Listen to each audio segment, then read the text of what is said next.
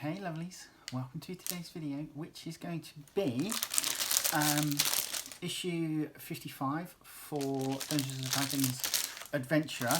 My delivery dropped earlier on in the week, so we've got 55, 56, 57 and 58, but also we got our next coin and the coin case.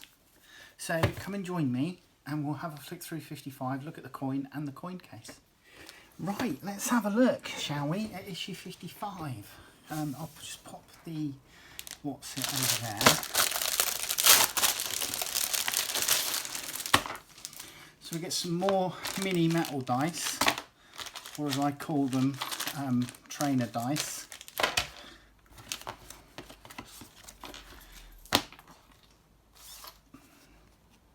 Let's have a look, shall we? Diplomacy, part 1. Don't be so hasty to draw swords and wands when the power of your words might be enough to win over a potential combatant. Yeah. I must admit, I know that a lot of people say Dungeons & Dragons is a combat system. That might be true of the mechanics, but to me it's an adventure rather than just combat. I'm having to take a break from the campaign that I'm part of because our dungeon master is very keen on combat. It's a big thing for her, and she likes her power builds when it comes to the enemies that we have to face. So I've had to sort of like take a step back because it's just, I've just had enough. She says she's going to be doing more role play, etc. But yeah, I mean, I want to see things like diplomacy. I want to see things where we solve puzzles. I want to see things where we do more exploration, and so on and so forth. You know, we need to go and find something. Right, let's go and find something. By all means, throw the odd adversary in there. But for crying out loud, stop throwing like 15 or 20 skeletons at us at a time, you know, because that's getting boring. So yeah, I do wish that aspects would change, and I would like to see more diplomacy, more let's have a chat about what we can do rather than straight in with the roll for initiative. Plus, having done a job where, like, for 30 years I've dealt with violence on a regular basis, I'm kind of like, I don't have the same glee for combat that she seems to have. Even though it's fantasy combat, it just does not hold the same glee for me, as it were, you know. Puzzles, part 3. The only thing better than solving a devious puzzle is crafting one. Yeah, so come on, bring some puzzles out. Don't make them too fucking difficult. We don't want stuff from Mensa, but give us some puzzles that we have to think about and actually chat amongst ourselves to resolve. So, difficulty, features, solution. There you go. Crafting a puzzle. Those are the 3 main parts of it.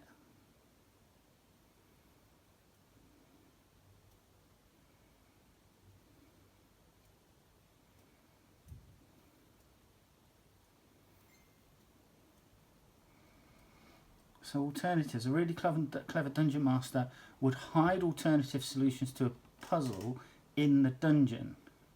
The sort that a player would feel like a genius for figuring out. There you go. Rewards, charms and blessings. These supernatural gifts offer a different way to reward your players' mighty deeds. Adventurers typically reap the rewards for their heroic actions in the form of treasure and magic items. However, gods and other forces of great magical power might choose to recognise their accomplishments using supernatural gifts such as blessings or charms. Yeah, that'd be cool.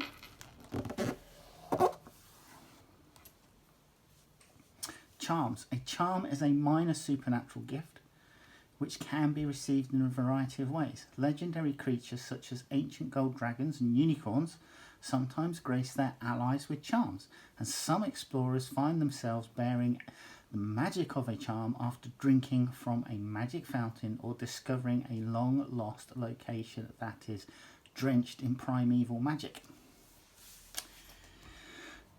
Blessings. A character might receive a blessing from a deity for doing something so momentous it catches the attention of both gods and mortals.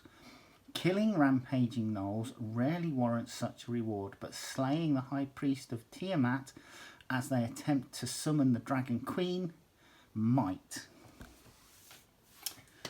And then we've got part 2, rewards, marks of prestige. Medals, titles, land and more can be doled out by wealthy or powerful benefactors. Letters of recommendation might be handy. Having a mark of, a seal of recognition, which might be recognised by a number of different places, and so therefore whoever it's presented to and recognised may be obliged to offer assistance to the bearer of that seal, for example.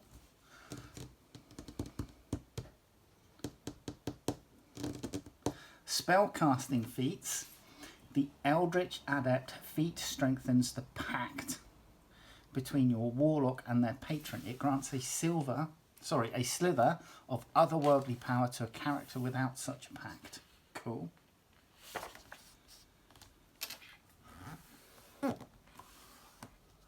Eldritch Adept for Warlocks. So, aspect of the moon. You no longer need to sleep and can't be forced to sleep by any means. Spending 8 hours doing light activities such as reading your Book of Shadows and keeping watch gains the benefits of a long rest. Cool. That sounds handy to have. We got another one for our personal history section. So roll on the life events table to find out which signature events have profoundly influenced your character. So the life events by age, D100, 0 to 20, 20 years or younger, 1 life events. Hang on. Oh, here we go, life events. Ha! Right, D100. 0 to 10, you suffered a tragedy. Roll on the tragedy table. You gained a bit of good fortune. Roll on the boons table. Okay, and then it looks like the various tables are going to be here. So we've got boons. We've got tragedies.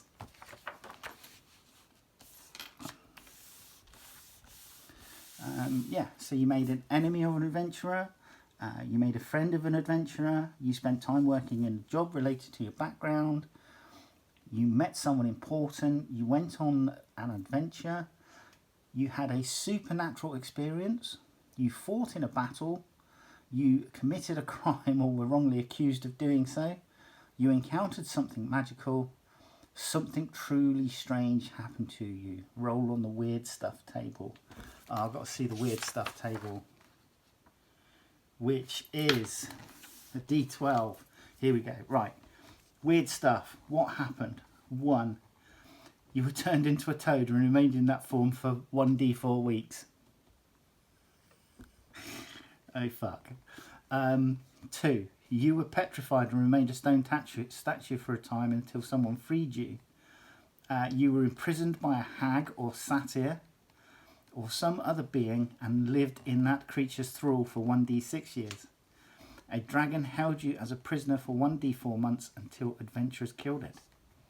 You were taken captive by species of evil humanoids such as drow, gnolls or ogres. You lived as a prisoner in the Underdark until you escaped. So actually not that weird. A powerful being granted you a wish, but you squandered it on something frivolous. You were swallowed by a giant fish and spent a month in its gullet before you escaped. Nice, that'll put you off calamari for life, won't it? You met a demigod an archdevil, an archfey, a demon lord, or a titan, and you live to tell the tale. You were captured by a cult and nearly sacrificed on an altar to the foul being the cultist serves. You escaped, but you fear they will find you. A lover of yours was secretly a silver dragon. Kinky. You were possessed by an aberration that ruined your life. You were saved by an adventuring party, but a tick or odd behaviour still lingers. You served a powerful adventurer as a hireling, but you only recently left that service. Use the supplemental tables and work with the DM to determine your basic details about your former employer. So yeah, I mean, some of those are weird, some of them aren't. But yeah, that looks fun actually. I like the sound of that. I might use it for my next character build. For Luthic, this is our adventure encounter 55.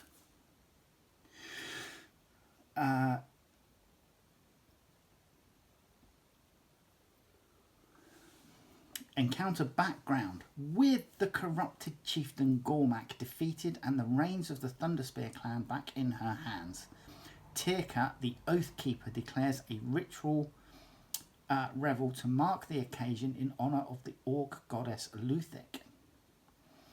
Any guests of the clan are encouraged and expected to join the community in the festivities. Like most orc religious events, the celebration will feature competition and tests of athleticism. But Wazash, the clan's high cleric of Luthic, still holds some loyalties to Gormak, as do many of the Thunderspear orcs. For Tirka, the revel is as much an opportunity to celebrate the beginning of a new reign as it is to win power over a clan who last saw her being exiled in disgrace. Encounter goals. This is Tirka's opportunity to garner the trust of her clan. The characters must emerge from the trials victorious to show that Tirka is worthy of her position. Right, here we go. So, what's this chappy in chains for?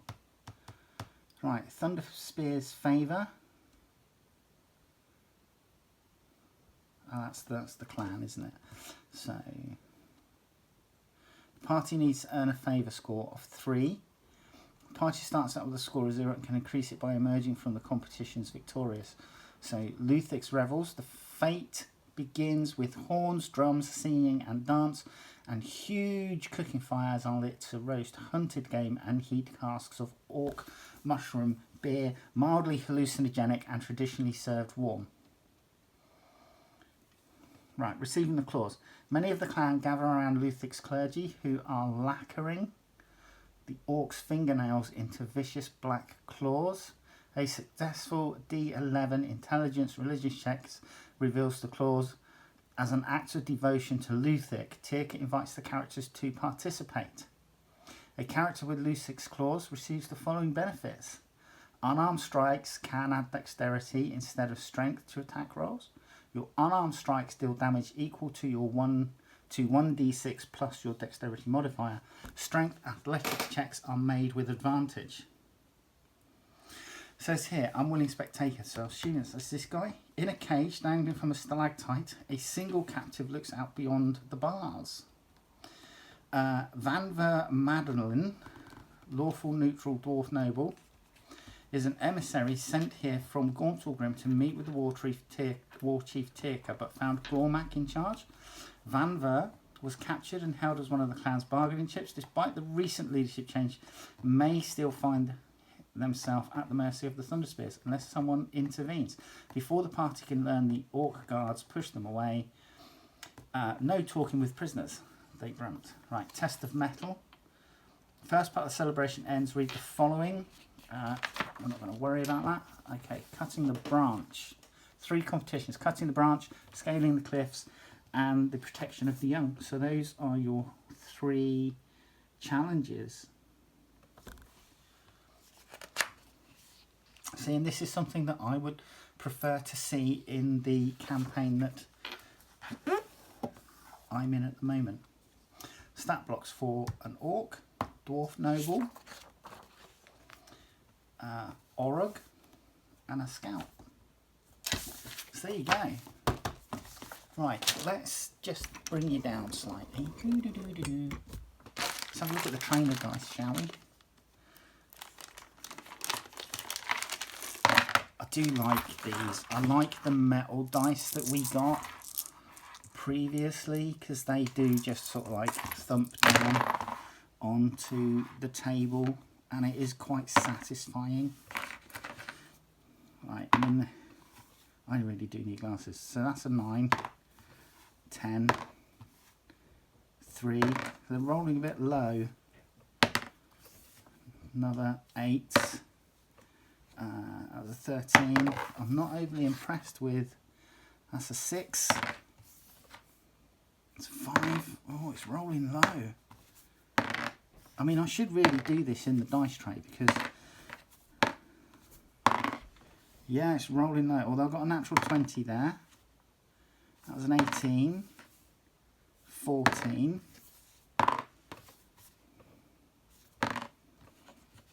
11. Yeah, so rolling a bit low in that respect. But they are nice. These are nice. I like the other ones that I've got. They'll all go in the same pouch, to be quite honest. They're not bad little dice. I quite like them. As a novelty thing, I quite like them.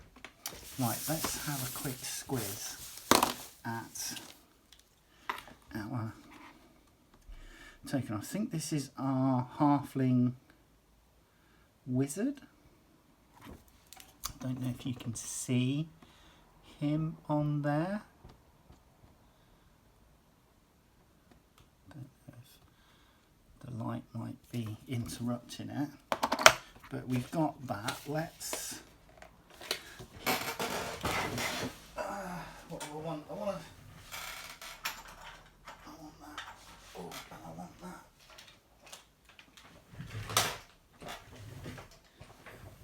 Goody booty goody goody. Okay, so we've already got 3 of our coins. Right, let's just try and get this open so I don't rip it.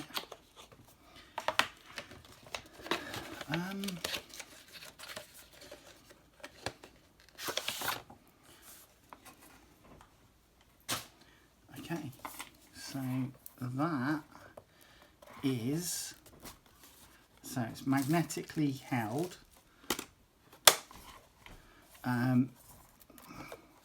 Obviously it's just a bit of flocked, nice, it's nice velvet flocking though.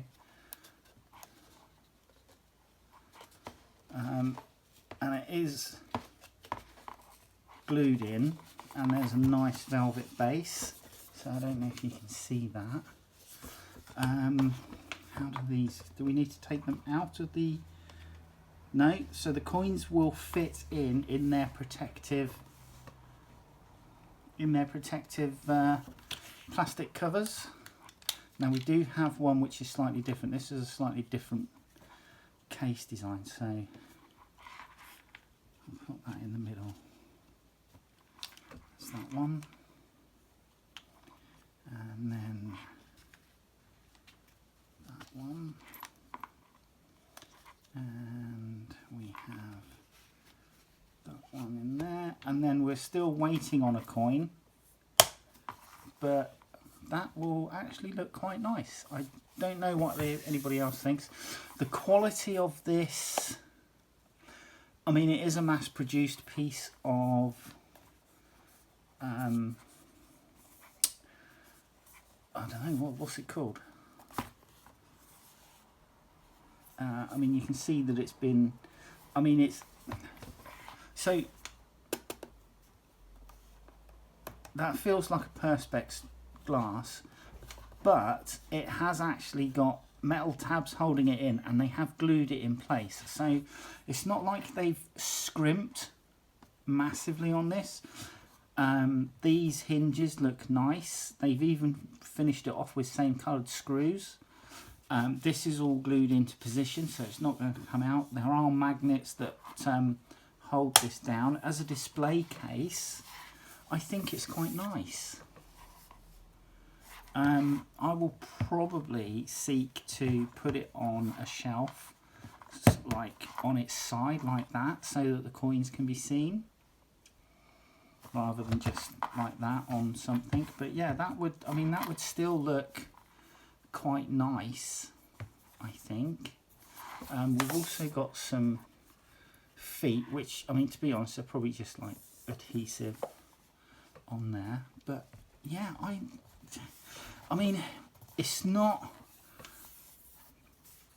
high quality, but I think it's safe to say that it's reasonable quality. It doesn't feel massively cheap. I mean, this is probably an MDF, if we're being honest, but it's been finished. The finish is consistent throughout. Yeah, you know, I don't mind it.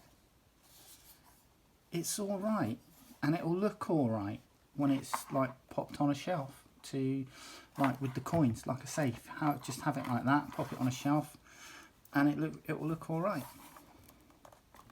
But yeah, I just want to turn that. For those that haven't had one, let me know your thoughts, and for those that have had one,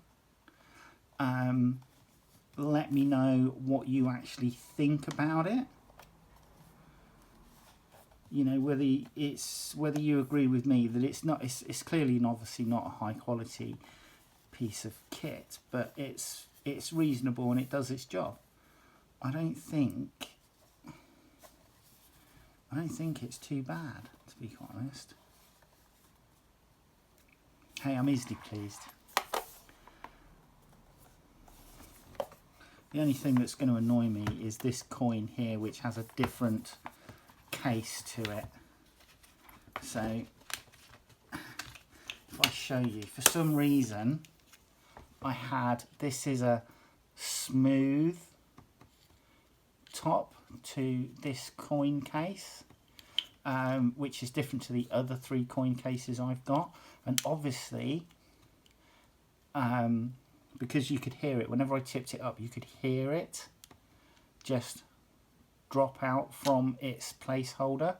So it's obviously just a tiny fraction smaller than the others. I wonder if we do that for now.